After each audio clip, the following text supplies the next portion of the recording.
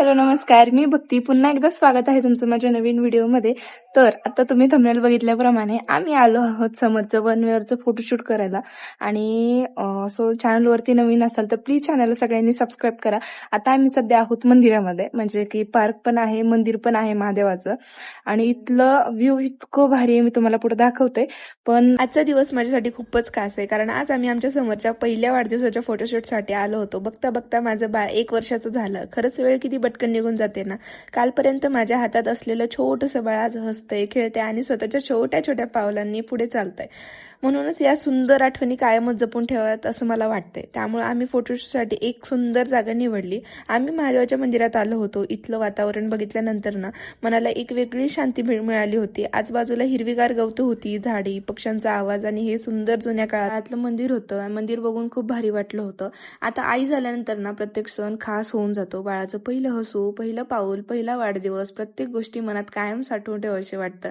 आता आज समोर त्या ठिकाणी इतका छान खेळला होता. त्याचे छोटे छोटे एक्सप्रेशन्स, त्याचं हसणं आणि त्याचं चेहऱ्यावरचं निरागसपणा पाहून मन भरून येत होतं. फोटो काढताना समोर रडत पण होता, खेळत पण होता, पण त्याचा फेस बघून खूप छान वाटत होतं. परफेक्ट फोटोपेक्षा त्यामागचे जे छोटे छोटे क्षण होते, जे रिॲक्शन होते, ते खूप सुंदर होते आणि ते कायम आठवणीमध्ये असणार आहेत. आता माझी एकच इच्छा आहे की माझं जे बाळ आहे ते नेहमी आनंदी राहो, निरोगी राहो आणि त्याच्या आयुष्यात नेहमी सुख आणि प्रेम मिळो.